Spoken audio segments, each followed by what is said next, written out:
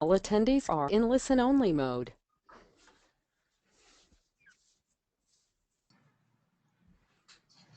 Good morning, everyone. On behalf of International Bipolar Foundation, I would like to introduce today's webinar speaker, Dr. Erin Mihalak. Dr. Mihalak is an associate professor in the Department of Psychiatry at the University of British Columbia in Vancouver, Canada. Her research interests are in bipolar disorder, self-management, seasonal and non-seasonal depression, quality of life, and the development of outcome instruments for mood disorders. She has published over 60 scientific articles and several books and chapters on psychosocial issues in mood disorders. People with bipolar disorder possess a wealth of knowledge and lived expertise about self-management techniques for stopping progression into mania. Frontline healthcare providers also have important insights and expertise to share in this area, but how can we tap into this expertise? Delphi consensus consultation methods, a systematic way of gathering opinions through interactive panels with independent experts, are increasingly popular in mental health research. In this webinar today, CREST BD lead Dr. Erin Mihalak will describe how CREST BD has been applying Delphi methods to build knowledge in the area of bipolar self-management. This webinar will provide an introduction to self-management in bipolar disorder, introduction to the application of Delphi methods in mental health research, and a discussion on how CREST BD has applied the Delphi methods, and an invitation to the international bipolar community to get involved with the project. Good morning, Dr. Michaelette. Good morning. Thank you, Debbie, for that warm welcome. It's a real pleasure to be here to share some of our exciting research findings with you. So the title of my project today, or my presentation today, is Self-Management Techniques for Bipolar Disorder, Redefining Bipolar Expertise. And although this is me, this is my name on the first slide, really what I would like to share with you today is the product of the work of a very large team of people, and I'm going to be introducing those people to you as we go through the presentation. So this is where I'm calling in from today. This is an aerial view of the University of British Columbia. It's not nearly as sunny as this, unfortunately, today. It's rather grey. I am somewhere around here, which is where the Department of Psychiatry is based. Over here you can see downtown Vancouver in the distance, our beautiful Stanley Park if you've ever been here before, and then this is the west of Vancouver. I actually live outside of Vancouver Central though, so I would drive up to this area up here and then get on a ferry for about 40 minutes where I would arrive on the Sunshine Coast, and this particular photo is taken on the beach just down the road from my house, and up here you can see our local pier and our village center is just off to the right of the photo there.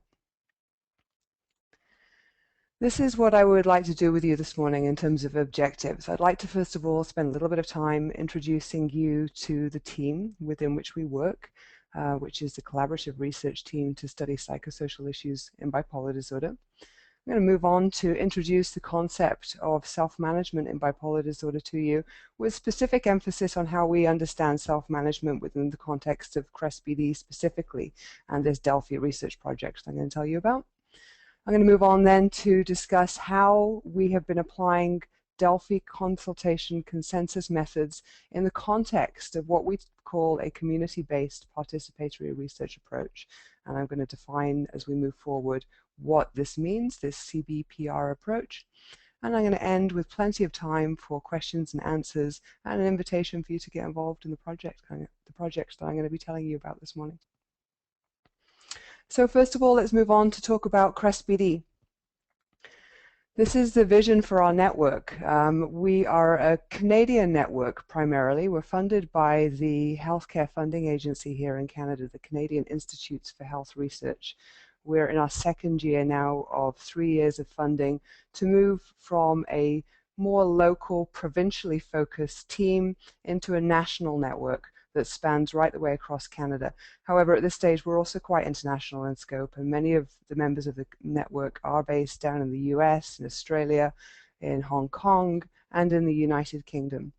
Our vision is, well, first of all, our understanding is that effective psychosocial at psychological and social research, and knowledge exchange or knowledge sharing in bipolar disorder is critical, it's paramount, and we need to build capacity for psychosocial research in bipolar disorders broadly.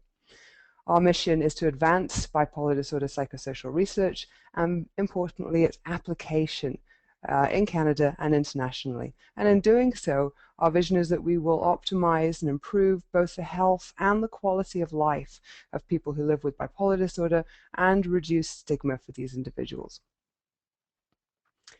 This is what the network looks like. You can see that there are a large number of people in the group, and we span many different disciplines and walks of life. I think one of the key things to point out from this particular slide is that right from the outset, when we first formed CREST-BD back in 2009, we made sure that core key founding members were people who lived with bipolar disorder. So here you'll see, for example, a picture of Victoria Maxwell. She was one of the founding members of the team. And there are other people who I'll introduce you, like Sarah Lapsley here as we move forward, who live with bipolar disorder and who work with us as co-researchers. There are also a number of clinicians in the group. These are people who aren't primarily involved in research but work at the front lines of clinical care as psychologists and psychiatrists, psychotherapists, occupational therapists, and they're really critical and important members of the group in terms of making sure that our work in psychosocial treatments makes sense in the real world. A little bit about the methods that we apply. So I've already mentioned that our membership is quite broad. We include many academic researchers who have different types of expertise in bipolar disorders research, people with BD, their family members and healthcare providers or clinicians, and the fact that we cover many different disciplines in science, so psychology, psychiatry, criminology, nursing, gerontology, genetic counseling, social work, and OT, just to name a few. Now I'm going to dwell for a second on these two phrases down here. First of all, we take what the government in Canada calls an integrated knowledge exchange approach. This means that we integrate sharing of knowledge in all aspects of the research we do. So for example, when we're trying to decide what topics of bipolar research to study, we involve people with BD and their family members and their clinicians in prioritizing those topics. We then involve community members in each stage of the actual research process, so in terms of conducting the research itself, and then in terms of sharing the results. For example, we co-write publications and we work very heavily in web and social media outputs to make sure that we share the results of our knowledge and research findings as widely and broadly and effectively as possible. We do all of this in the framework of something that's called community-based participatory research. And this is really a kind of an empowering kind of research model that acknowledges and recognizes different types of expertise. It's a type of a research approach where we include people from different walks of life in all stages of the research process, and the understanding that we can do research differently in this way, and that we might be asking different research questions, coming up with different types of research results, and importantly, be more effective at getting our research results out to where they're needed more effectively. So that is into the hands of people who are living with bipolar disorder and into the hands of clinicians who are supporting them and helping them on a day-to-day basis.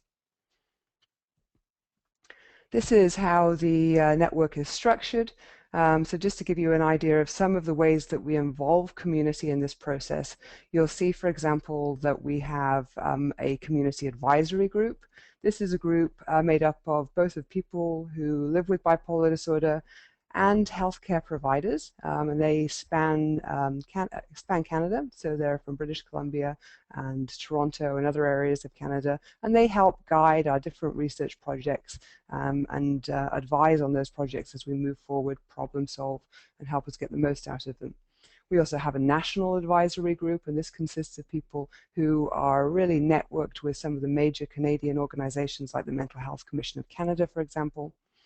We contract and hire a number of peer researchers. So these are people with bipolar disorder that we employ on various projects who work with us on a contractual basis. We also contract clinicians as well. So we have a number of researchers who are clinician researchers who work with us in the same capacity. We have obviously staff and volunteers centrally. And then the last part of the structure that I wanted to mention to you was something that we call our community consultation group. So this is a larger group of about 500 people around the world, actually. Many of them are in Canada and North America broadly, but other people within this group are around the world internationally. And they get involved in our research in different ways and on different projects according to what's needed on various projects at given points in time. Helping us with our endeavors, we also have a number of partner organizations. This slide just shows you the ones in Canada. So for example, in Canada, we partner with groups like the Mood Disorders Association of British Columbia, the Bipolar Disorder Society of British Columbia, which is based over on the island, the Mood Disorders Association of Ontario, the Canadian Mental Health Association, and other groups as well. In the United States, we also partner with groups like the DBSA and the Bipolar Foundation in terms of really helping our reach and helping us get our research findings out more broadly. So we're excited to be able to share our findings today through IBF in particular. So that gives you an idea of what CREST-BD looks like and what we're here to do. I've learned from previous webinars that it's often difficult to run video through webinar technology, so I'm not going to try and run this actual video for you now. But if you're interested in hearing the perspectives of peer researchers who are employed with CREST, you can go to this link.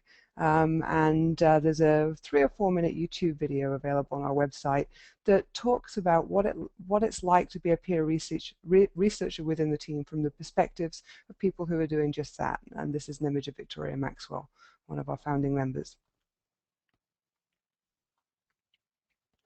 So now to this idea of self-management in bipolar disorder.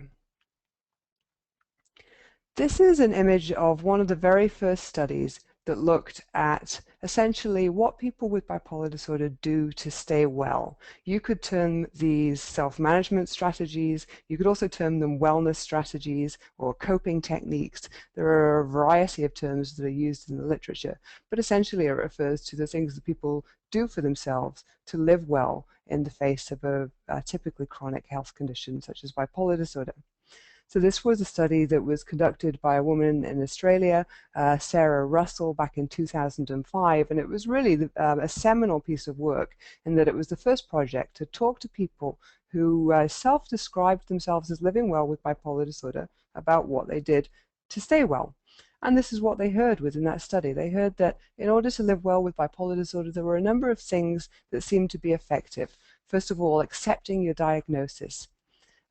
Mindfulness and becoming educated about mindfulness, working to identify your triggers and your early warning signs that might be telling you you're getting close to relapse, paying attention to sleep, paying attention to stress management, making some necessary lifestyle changes sometimes, the importance of accessing treatment when needed, and having stay well plans in place that you could implement when things start to go awry and when you start to approach an episode of depression or hypomania or mania. So this produced some wonderful outputs. There's a book that I would highly recommend to you that's more of a kind of narrative account of some of the stories that were held, and there's also a scientific paper that you can download which captures the findings from that foundational study. When in British Columbia we began research within CREST-BD in this area, we wanted to conduct a similar study, but add a couple of other methodological add-ons to it. So first of all, we wanted to look at the self-management strategies used by people who are living well with bipolar disorder.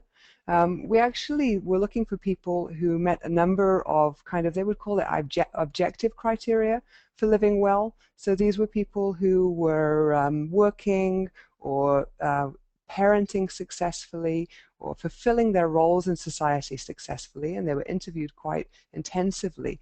So we were fairly sure that we had a sample of people who were managing their condition particularly well and had learned a lot about how to live well with bipolar disorder and had stories to share. They lived with both bipolar disorder type 1 and type 2, and you could see here that about 2/3 of the sample were female. So this was a qualitative study. We either did individual interviews with them or we put them in focus groups, and then we analyzed the data that we collected according to something called thematic analysis. And so that showed us the general strategies or approaches to self-management that people found, that these people who were living well found effective. And these were those general themes. These were the results that we found from our foundational wellness study. They told us, and you'll start to see some resonance here between these, our first results here, and those that I showed you earlier from the Australian sample. They told us that sleep, rest, diet, and exercise were important components of living well. Regular monitoring and adjustment, so this is monitoring of mood and making adjustments when fluctuations in mood were recognized. Again, this idea of the importance of meditative or reflective or spiritual practices for some people with bipolar disorder were important. Education, so understanding the complexities of bipolar disorder well, and also helping others, family members and your healthcare providers, for example, understand bipolar disorder better. This is social support. This comes up a lot, the importance of connecting with other people, for example, family members, friends, connecting effectively with people in the workplace. And then also the idea of having a plan in place for when that's needed. So a plan when early warning signs and symptoms are detected.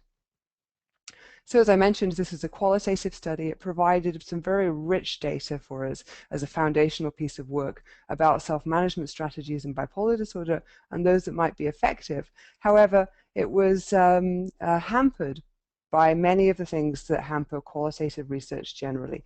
The sample sizes for qualitative research are relatively small, and qualitative studies aren't designed to be generalizable, say, to very wide populations, and they're not very generalizable to other ethnic groups or to other groups more broadly around the world. So really these results were very specific to our particular situation in bipolar disorder and the people that we interviewed.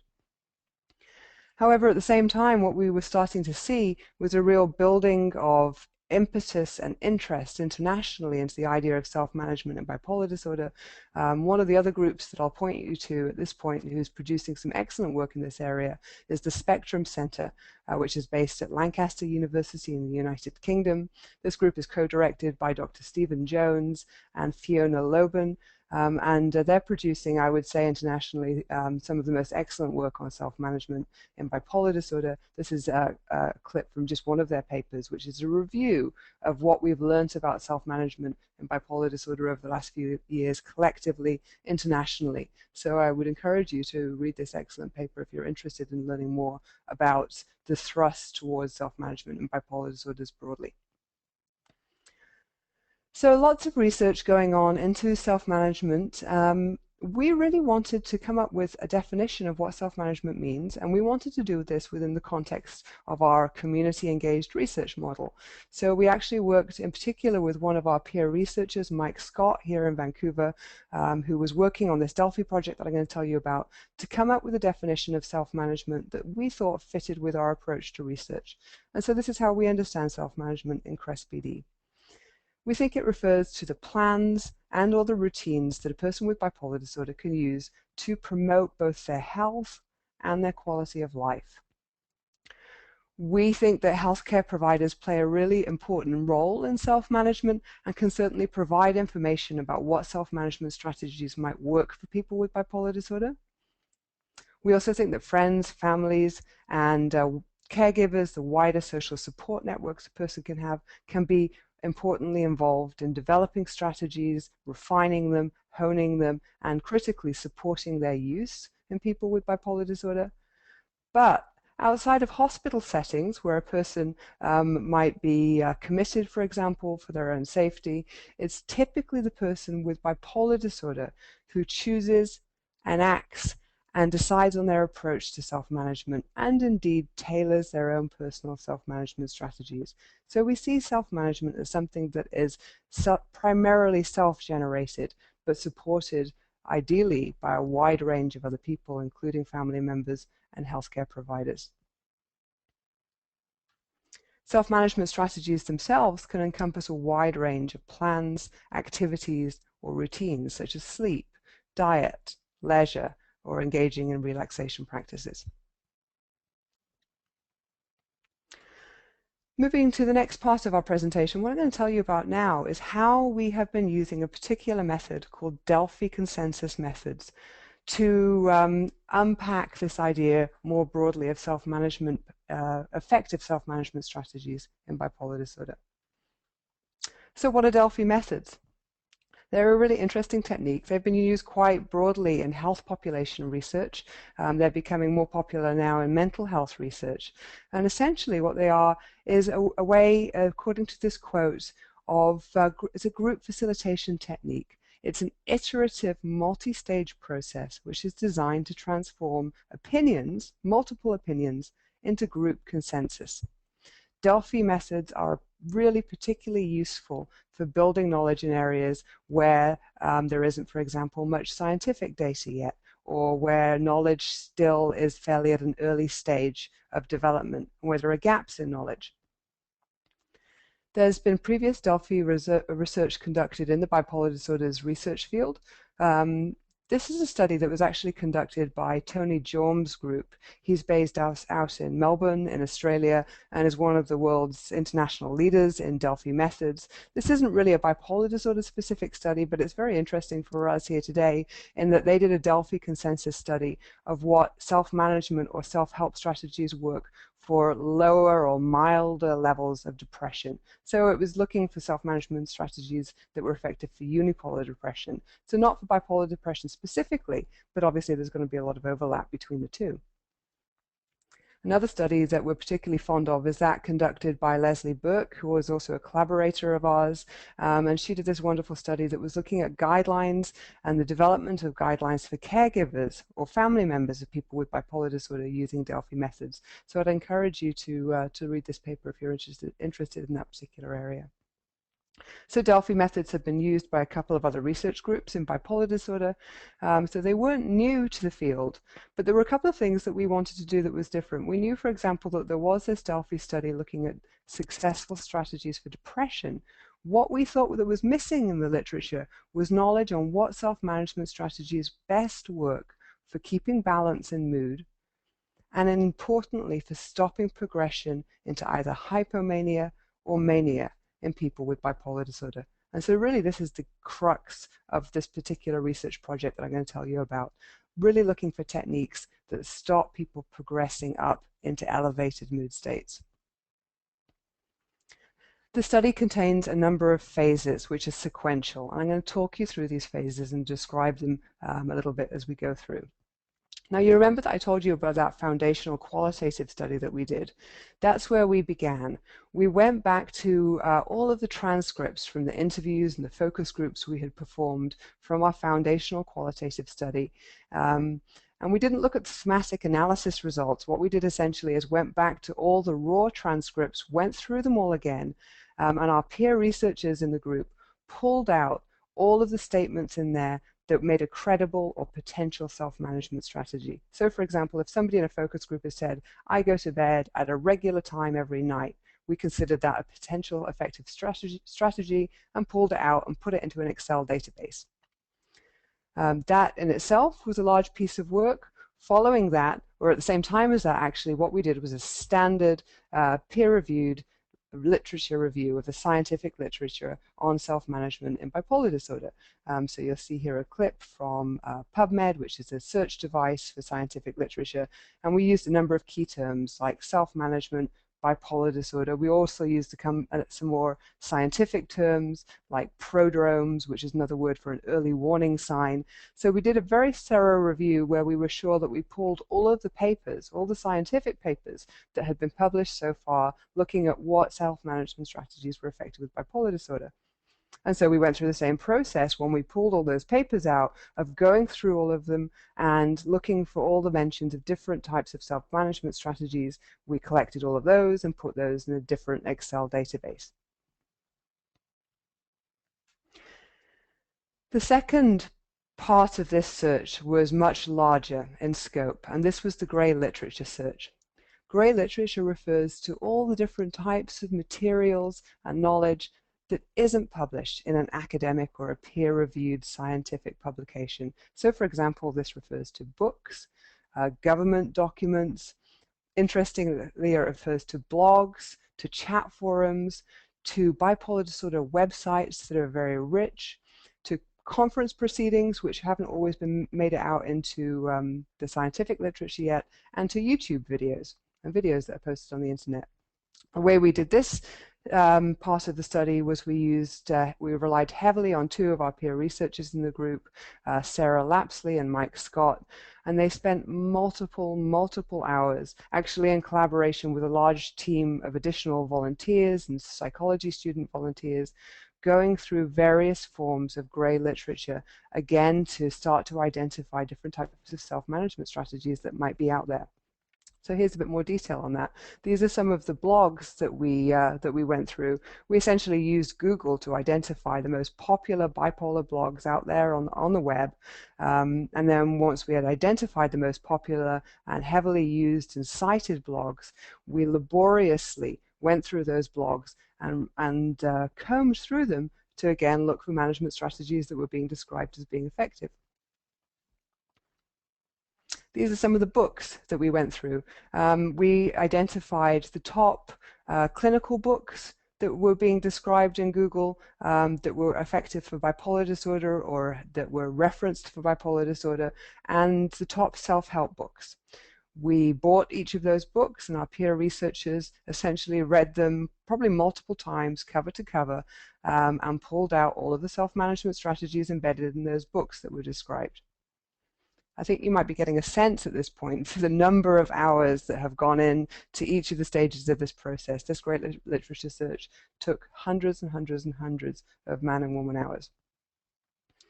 So after that process was done, we came to the second phase of the study, which was really to start to try and organize what were about 4,500 potential self-management strategies. Now, as you can imagine, all we were doing through these different phases and through these different types of searches was pulling out strategies. We weren't at that time looking for overlap or whether, for example, there were duplicates. Naturally, there were lots and lots of similar strategies described that had been identified by the different search techniques. And there were many duplicates that were identified, for example, in the blogs compared to in the books. So in this process of organization, what we would do would be to meet, usually for a couple of hours as a group, once a week or once every 2 weeks, with the Excel files, and we went through them piece by piece, winnowing it down so that we really took that 4,500 strategies, took out all the duplicates, went through this iterative process. So we eventually got it down to the stage where we were fairly convinced that the strategies we had identified were all potentially unique. Now, we weren't really throwing out many strategies at this point. We were really trying not to make decisions about whether they were good strategies or bad strategies.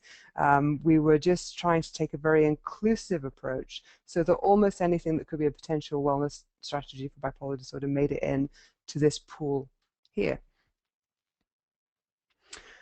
And this is where we are now. We are incredibly excited to be at the stage of our project where we, about 3 weeks ago, launched phase 3 of the Delphi consultation study. In this phase of the study, what you do is you identify and recruit 2 panels of experts. So in this project, we're looking specifically for 2 types of experts. The first is people who self-identify as living well with bipolar disorder. So they can be living with bipolar disorder type 1 or type 2 or not otherwise specified. We need about 100 people in this group. They have to be aged over 19, and they have to describe themselves as living well with the condition and having knowledge to share about effective self-management strategies. The second group that we're looking for is healthcare providers or clinicians who work with people with bipolar disorder. So this could be people like psychiatrists, counselors, occupational therapists, nurses, psychologists, anybody who works regularly with people with bipolar disorder and has also learnt from them and heard their stories and helped support them in self-management and also has knowledge to share. In order to garner their knowledge and access their knowledge, we have built a survey. Those 400 and something questions or strategies were put into an online survey, a web-based survey, and this is what it looks like. First of all, when you go into the survey, which is based on a Canadian server, you'll see a consent form. This is a research study, so people are required to consent into it. And what you can see down here is a sample question. This is the self-management strategy that this particular question is targeting. So the strategy is it effective essentially to aim for 8 hours of sleep a night? The participants are asked to rate each strategy twice. So remember, I said we're interested in looking for what works well for maintaining balance in mood, and we're also looking for techniques that work for stopping progression into hypomania or mania. So in this case, the person would think, okay, well, thinking about, does this work for me? Getting 8 hours of sleep per night, is that a helpful strategy? Is that a very unhelpful strategy? And they would go through each of those questions one by one throughout the online survey. There's a number of things we have built into it to try and make it a bit easier. First of all, you can stop the survey at any point and go back to it. So you don't have to do the whole thing in one go. And you can see here that this allows you the ability to enter and exit the survey. This is really important because it's quite a long survey to do. It's taking people a range of times, but typically about 45 minutes to complete it. So it's more of a marathon than a sprint. That's how we're describing it. It really is fairly intensive, and so we think it's important to give people a chance to come and go from it. But we also think that it's incredibly important information that it's going to yield, and is something that is worth people's time and expertise. After you've completed the survey, which of course is highly confidential, there's a relatively short demographic form at the end that starts to collect a little bit of information about the participant's life situation. There are a number of other things that we've built into the survey to aid with recruitment and to explain to people the process. We're particularly proud of this video. I'm not going to show you this now again because we'll probably get a bit delayed through the webinar system, but it's a 4-minute YouTube video that describes from the perspectives of academics who are involved in the process and the peer researchers, what it was like, why we think it's important, and why we think it's a study that's worth giving your time to in terms of building knowledge and expertise in this area. So if you're potentially interested, I encourage you to check out this video to hear a bit more from the voices of the people who are actually involved in the project intensively throughout. Once we've gone through that first phase of the survey, what we do then is, once we have our 2 panels of 100 people, 100 clinicians and 100 people with bipolar disorder, we then look at the information that they've provided with us, and we rank all of the strategies. So essentially, we're looking for those strategies that the 2 panels endorse very highly. And we're going to pull out the strategies that a lot of people are endorsing highly or are telling us are helpful or effective for stopping progression into mania and hypomania. And what that will allow us to do then is to cut the number of questions down very, very significantly into a much smaller sample. And then there's a second round of the survey. So we go back to the same 2 panels of people who did the first one again with a much shorter list of self-management strategies, and we ask them to rank them again at that point. By that time, what we will have is confidence in a relatively short number of self-management strategies that we are going to know are effective for warding off mania and hypomania in people internationally around the world. To thank people for participation in this survey, we've built 2 really cool prize packages. One of these is geared for healthcare professionals. One is geared more for people with bipolar disorder. But essentially, in each prize package, there's about $500 or $600 worth of self-management resources and DVDs and videos and books geared towards bipolar disorder literature and care. We're very excited to think about how we'll be sharing the results of this science and this project as we go forward. Of course, we'll be publishing peer-reviewed scientific papers. That goes without saying, but there are a number of more innovative strategies we've developed to share our findings. So, for example, as I mentioned before, CREST-BD is very heavily engaged in social media. We're very busy on Twitter and Facebook, on YouTube, and we'll be using these platforms to share our findings as we go along throughout the project. And so, for example, now you can go to YouTube and see videos about the project, and you go to Facebook and hear about how the project is coming along. We also do research blogging, scientific blogging as a network. So we blog about all of the different projects that we're doing. These are some examples of some of the different projects and recent blogs that we've produced over the last year or so. And these examples are some of the ones that we've produced over the last 6 months on the Delphi project itself. So in this blog, we described the basic science underpinning Delphi consultation methods.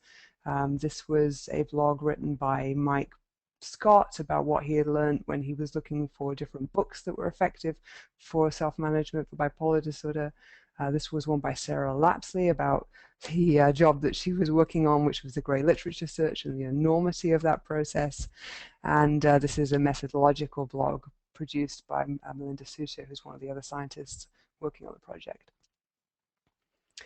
And this is another video that we produced. These are really cool. These are produced by a psychiatrist who's up in the north of Vancouver in our city called Rob Tarswell. And what he does is produces very short, less than 1 minute typically, YouTube videos on the science that we're doing in CREST-BD. So this particular video that you can see on YouTube is talking about stigma. And there's also another video that we've produced talking about the methods behind Delphi and why we can get involved and how you can get involved. So that's where we're at, really. If you're interested potentially in this study, this is how you can participate. This is our lovely research coordinator, Nusha, here in Vancouver. You can email us at this email address here, and or you can visit this section of our website to learn more about the project and to see some of the resources and the blogs and stuff that I've been telling you about up until now.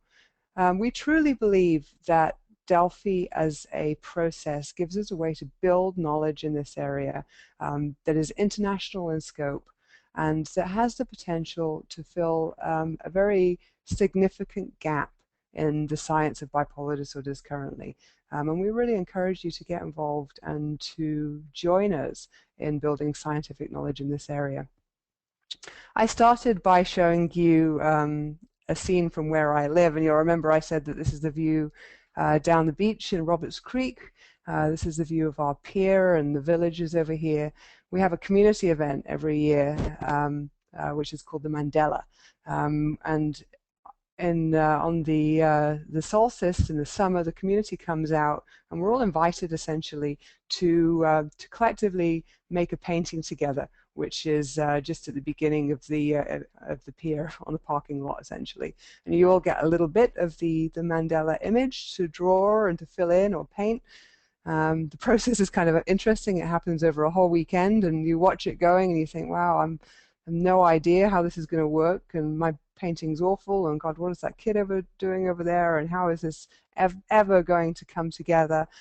And then on the Sunday, you get to see the Mandela in its entirety. And what you realize is that as a community, you have created something that is much more than the sum of its parts. You've created something sophisticated and multi-layered, and that really benefits from different types of input from different people in the community that makes something that really is multi-layered, beautiful, and really does things differently. So with that, I'm going to end with a slide that tells you how you can hear more about CREST-BD and get involved. And I think we can pass back over to hear if we have any questions from anybody who's on the line during the webinar this morning. As we're doing that, I need to make a quick thank you to our funders, the Canadian Institutes for Health Research, and in particular Coast Capital Savings Foundation, who funded this Delphi project in particular. Wonderful. Thank you very much for that presentation, Erin. The first question: given that this research is conducted across various countries, do you see differences in the symptoms experienced by clients as well as differences in how they respond to treatment? What steps have been taken in the research to mitigate for these potential differences? So the question is about the international scope of the project and the different contexts from which people will be providing their knowledge and information? And it's a great question. It's one that we've actually been thinking about a lot this week. One of our collaborators in the CREST-BD network is based in Hong Kong, and he contacted us and said, this is a really important study. We need to expand this study out into the Chinese mainland and the Hong Kong communities, but how are we going to do that? And we've started to think about, well, first of all, how well are the self-management strategies in that initial pool that we've identified going to speak to people of Chinese background? And how can we actually see whether they're a fit and engage with people from that particular ethnicity and context moving forward? And we had to think very carefully about that. So in that particular example, what we're going to do is he's going to take our 400 and something baseline strategies. I think what we're going to do is actually then form a focus group or some focus groups that contain people from that particular context and culture. They're going to fill in some of the gaps, because I know that there are going to be a lot of self-management strategies that are going to be missed out from our search so far, because we weren't searching for through non-English publications, for example. So they can add in some of the stuff that they think is important for their particular setting and experiences, so that we can expand on that initial list of self-management strategies. And then we're going to translate the survey into I'm not sure if it will be a web-based survey, but it will be in Mandarin and Cantonese, and we will go through a similar process in a different context to try and really richen our results for people who are in that particular situation. Really good question. And if there are other people on the line, I know that IBF is a very international group who are interested in engaging in that way and helping us expand our reach. We would love to hear from you. Great, thank you. The next question. I am the director of a website, bipolarchildsupport.com, and also a parent of a child with bipolar disorder. In our online support groups, many parents ask about teaching self-management strategies to their children. Do you have any suggestions for parents and how they could do this? Also, is there any possibility of a future Delphi study looking at children with bipolar disorder? Beautiful question. Yeah, and so you will have been aware of the fact that for this particular project, we're focusing on two groups of participants: the people living with bipolar disorder themselves, who are aged 19 and older, and the healthcare providers. This really isn't meant to downplay the importance of family, or in particular the importance of parents and family in supporting self-management in youth. This was just the place that we had to start for this particular Delphi study. However, we are looking down the line to how we can use the results from this particular study more effectively in youth, and how we can build other research in that population to speak to the needs of this particular group more effectively. So we will hear next week about projects that we have under review for funding right now, which is actually a youth action project. And in that project, what we will be doing is really cool. We are actually going to, if we get the funding, we will identify youth with bipolar disorder themselves, and we take this same community engaged research approach with them. So we work with them collaboratively, where they become co-researchers with us. Their parents and support systems will also be involved, as well as their schools and other communities of interest and stakeholders. And we will talk to the youth, and the youth will talk to other youth about what self-management strategies they find work. We've begun that discussion in terms of building up pilot data for that particular project, and as you're aware, the strategies that work for youth and for teenagers for self-management, I think, often look very different from those that work for adults. So you've raised a critically important point. The other thing that we can do is, as well, I think, is take the Delphi findings from this particular project and share them with organizations like the one which you direct, and the slides and the findings from that, and use your organization to get feedback on what's missing from those results and how best they could be utilized on the ground within youth-focused community organizations and support groups. Brilliant question. Thank you. Great, thank you. Given that this research is conducted across various countries, do you see differences in the symptoms experienced by clients, as well as differences in how they respond to treatment? What steps have been taken in the research to mitigate for these potential differences? So the question is about, first of all, there's a question about differences in terms of response to treatment. First of all, there are big international differences in terms of the way we treat bipolar disorder. So there are a number of consensus guidelines for treatment, for example, the Canadian consensus guidelines, and equivalent European and American versions, but we do see quite big differences internationally in terms of both pharmacological, so medical management of bipolar disorder, and psychosocial treatments. So in some countries, some psychosocial treatments will be more popular or more available or more accessible. And the same with medications as well. Some types of medications are used more routinely in some countries than others. And so it's not so much response to treatment that differs potentially between these countries and these contexts in so much as the very treatments that people are receiving are different. I'm not sure if that answers your question perfectly. Debbie, there was a first part to that question that I missed out as well. Could you repeat the first part to me?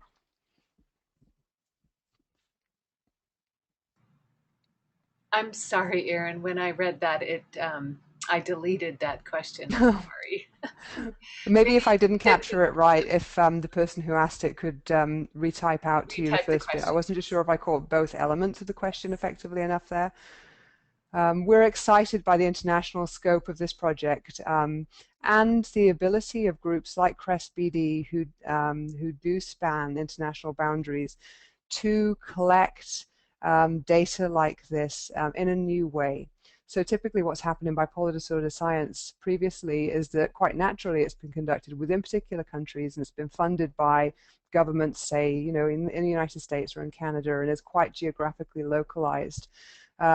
What we're doing with CREST-BD is partnering up with groups like ISBD, the International Society for Bipolar Disorders, so that we can more effectively conduct this type of research across international boundaries in a new way. This research needs to be done because many of these questions, the science around them is not very well developed yet. Okay, thank you. I did receive that question once again. We'll just read it to you. I think you might have covered it. Given that this research is conducted across various countries, do you see differences in the symptoms experienced by clients, as well as differences in how they respond to treatment?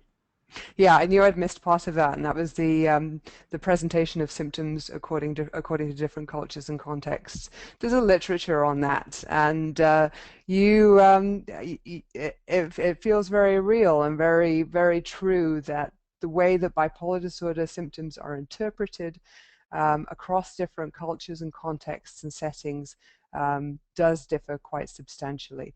For example, when we assess bipolar disorder, often as a psychologist or psychiatrist, you're told to look at, the way a person is behaving in a clinical interview. And we're told sometimes to look at the amount of time that they're spending gesticulating and, and the pace of at which they're speaking. Even these things are very culturally dependent. So somebody in Italy may gesticulate and motion and speak more quickly and rapidly and more variation in intonation than somebody from a different culture or a different country. So there are very significant cultural differences in presentations of bipolar disorder symptoms. And I think what I'm trying to get at is that what may look normal or regular in one particular country or culture may look less normal or less regular in another. And I think it's very important to be aware of those sensitivities and the diversity of that. Thank you. Next question is, having this condition, I have effectively self-managed it for over a decade and trained others in doing the same. Where do I get to see the techniques others have found beneficial in your Delphi survey? When the beginning of the results start to be published. So we expect that in about, we hope that by February we will have those two panels of 100 people recruited, that's when the information sharing begins. So if you're actually a panel member, what you will then see at that point is the results come back from round one of the survey. So you'll get two sets of results sent to you. You'll get the results for the healthcare professional panel, and you'll get the results for the people with deep BD panel. We're really interested to see if there's any differences in the self-management strategies that are recommended between those two groups.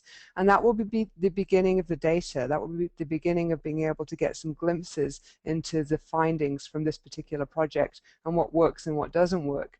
The final results will be available after the second survey, after we've gone through the process again and really winnowed that potential range of strategies down. Maybe it will just be to a dozen. I would be very, very satisfied if after through all of this work and 3 years of intense focus, we could really reliably share a dozen strategies that we think are effective for managing mania and bipolar disorder. That would be an excellent result from my point of view. And I expect that data to be out at the latest by the summer of 2014. Of course, we'll be sharing our results as we go along through the blogs and the high-level results more expediently than that. Thank you. Is the survey limited only for Canadian citizens, or does it have an international scope? No, you can be anywhere in the world. There's a prerequisite that you can fill out the questionnaire in English. We're not asking that English is your first language, but you have to be, fairly proficient in English to fill out the questionnaire. Originally when we designed the survey, we thought we would try and target it towards certain countries, and then we thought more carefully about that, and we decided we would take all comers from anywhere around the globe, and that we would sift through those results afterwards. So it's going to be really interesting to see the response rates from different countries. I would love to have the power in this study to get really quite solid response rates from a number of countries, where maybe we could even start to look at different types of techniques from different geographies and what's effective in some domains or countries versus others. For that to happen, we need lots of participants though, and so I'm really relying on you to help spread the word for this study and to take this invitation for engagement back to your communities, back to your support groups, and to help us drive international recruitment for it. The more people that participate in this project from around the world, the more we'll have to say about what's effective.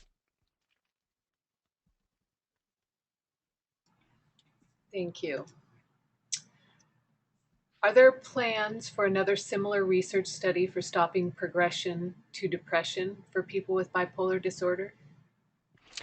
It's interesting. Yeah, so you'll remember that this one is looking to either find strategies that work well for keeping balance or for stopping progression up. Strategies that work well for keeping balance are going to speak to strategies that speak well for stopping you going down. But because the previous study produced by Tony Jorm's group had already looked at self-management strategies for depression, we didn't think that another Delphi study needed to be done in that area. I'd be happy to revisit it, but I think I'd need to be convinced that self-management strategies for depression and bipolar disorder look significantly different from self-management strategies for unipolar depression. And if other people have insights or input into that and would like to help shape my thinking in that, I would love to speak via email about it. I'm not sure that strategies would look different enough for unipolar versus bipolar depression, but maybe they do, and maybe there is a necessity for that work to be done. Great, thank you. During research into blogs, how did you find the quality of the information found in those that are peer written? And do you have any recommendations as to how to evaluate blogs we may be reading? First of all, that's such a great question. First of all, the way we chose the blogs was we chose the blogs that most people were going to. So we used Google to find the most popular bipolar sort of blogs. So we knew that they were popular for some reason, either because they were producing very good information or Some of them, are just very catchy and engaging and well written. Um, all of the strategies, regardless of where they come from, whether it's a strategy from a blog or a book or a scientific paper, go head to head. So whether the strategy is effective or not is not determined by whether it comes from a blog or grey literature versus scientific literature. It gets ranked along with all the other strategies, and if it's a good strategy, it's going to make it to the cream of the crop. It's going to make it to the top. Having said that, Sarah Lapsley, our peer researcher who was working quite intensively on the blogs, found that process very interesting. And actually one of her blogs focused on what it was like to go through the blogs. Some of them were quite difficult to read. Some of them contained information that, that, that kind of you wouldn't necessarily want to. They were very raw. I think is what I was trying to say. Also, the types of strategies that were described in blogs were sometimes quite different from the ones described in books, and so there was different kind of content and coverage in the blogs. So I think what we learned from the process that it was really very useful to tap into these different sources of information, that they may yield different types of strategies. I can't say at this point whether the blog strategies are going to be the ones that come to the fore or the ones from the scientific literature. I know from some other Delphi studies, however, that many of the strategies that come through are the ones that come from lived experience accounts, rather than the more kind of the academic publications.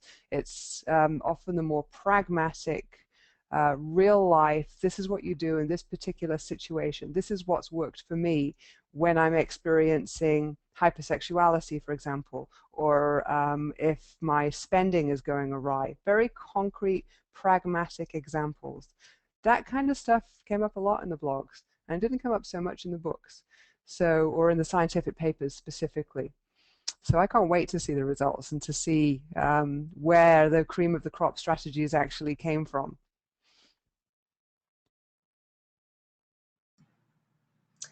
Thank you very much. It looks like that you have answered all questions today. So I wanted to say thank you on behalf of International Bipolar Foundation, and thank you all for joining us today. Thank you, Erin. Thank you very much for having me. It's been a pleasure.